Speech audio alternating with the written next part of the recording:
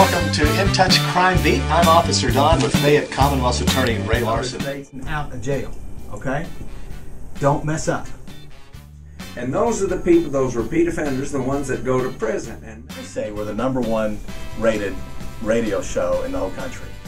In Touch Crime Beat. I'm Officer Don with Fayette Commonwealth's Attorney Ray Larson.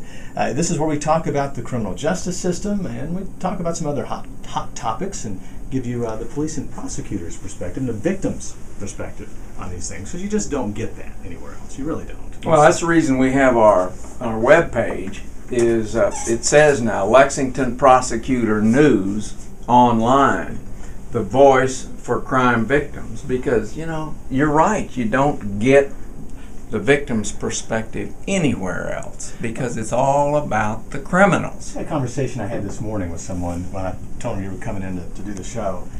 She says, "Boy, that Ray Larson, he's mean, isn't he? What's he really like? Is he mean?"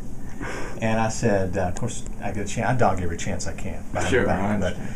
But what I said, do you think that? I said, why do you think he's mean? She goes, well, I just hear him talking, sort of mean. And I said, well, if you really listen to what he's saying, he may be saying what you think are mean things, but he's talking about people that are doing mean things to folks. What the difference in what prosecutors do, like Ray Larson, and what what the media may do is they focus on the victims of crime. And they don't have a lot of sympathy for the people who perpetrate the crimes. That's the difference. So is it really mean to say, look, this thug who's just raped and robbed or killed someone needs to go to prison? Now, why is that mean? And we just sort of went on from there. But it's interesting that people really, I don't think that they always understand. Well, here's the kind of this is what I think about it. If you look at my website, I have a picture from the Lexington Herald Leader that makes me look like a snarling, barking dog. And I like that picture. And I asked them if I could use it, and they said sure, because they put that picture in the paper because they thought it would make me look mean and that sort of thing. And the guy at the Herald Leader asked me, why do you want that? And I said, you don't get it. I said, the vast majority of people in this community aren't looking for a wimpy prosecutor. They're looking for somebody who will enforce the law consistently against these bums and thugs that break the law. I said, that's exactly what they want. You just happen to be part of that 10% that thinks criminals ought to be made Kentucky colonels. So it's... Now, is that part of the pardon? When you get pardoned after being a child molester or whatever the governor has to pardon you for, do you automatically become a Kentucky colonel now? Is that the next thing? I think that's part of it. I think that's the next step. That leads us to something else. Of course, it could be that you just are mean. I have to say that too. Well, that leads us to something else. You talked about the photo that's used. Just want to touch on this photo editorializing that you pointed out to me. I didn't get it until you pointed it out, and now every time I see a picture in a newspaper or a magazine, I look at it differently. Tell me about that, your theory on photo editorializing. Well, it's not a theory. It's not my theory. It's a fact.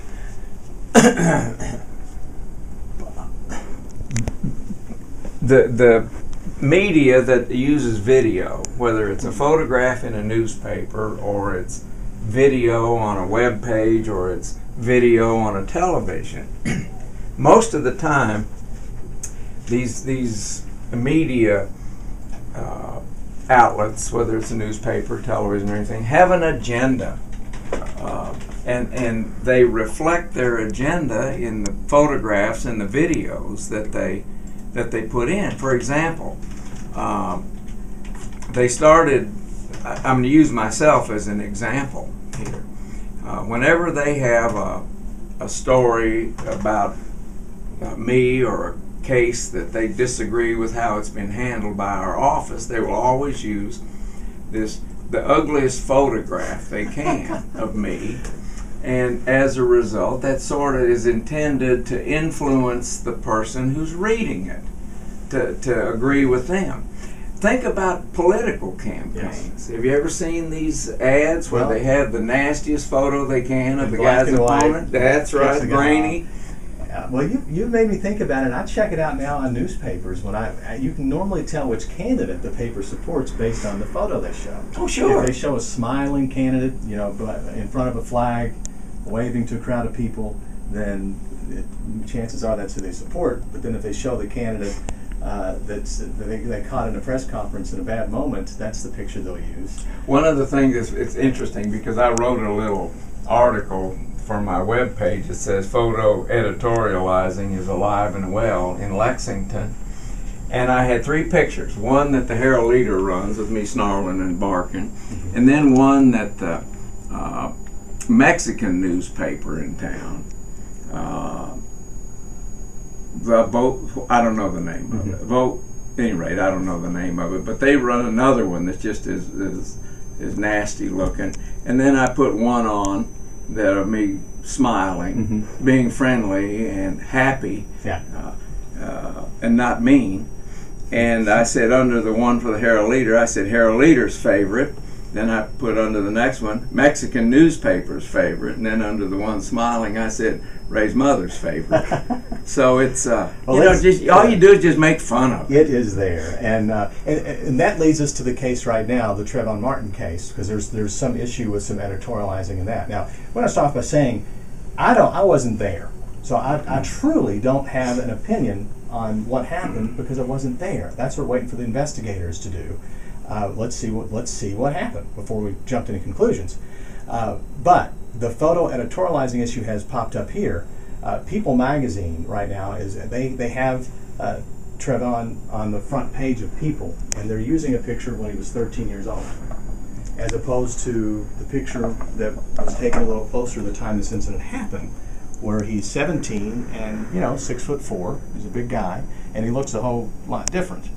That's the photo that you see on television when they're talking about the case. So it tends to make you think, why would they choose that picture? Are they pushing another side of this? And that question has come up. NBC right now is having an internal investigation, they say, because the 911 tape in this case was doctored. On the Today Show, they played the 911 tape where Martin Zimmerman called the police. Now he's the guy that shot and killed Trayvon Martin. A neighborhood watch person. He called the police to report that he had a suspicious person that he was following, and at one point he described what was suspicious about Trayvon, and then the dispatcher comes back and I'm paraphrasing a little bit, but he says something like he's darting around or acting suspicious, and the dispatcher comes on and says, well, can you describe him? Is he male white, male Hispanic, or male black? And Mr. Martin said, or Mr. Zimmerman says, I think he's male black. Well, that's what really happened on the tape. But when NBC played it, they went from he's acting suspicious, I think he's male black. They left out the part where he was asked to describe, which would lead one to believe that there could be a racial overtone there. And that's what you would get from hearing that. It changes the context of it. And that's what you're talking about with the photo editorializing. They did it with this 911 tape. And there again, we don't know what happened. We were not there. The concern here is, and as a prosecutor, it's meddling in a case while the investigation is ongoing is dangerous, right? I mean, it's dangerous for the case. Officer Don, one of the things that frustrates the media a lot with me is they'll call up and want me to make some sort of comment about a case that's either under investigation or pending.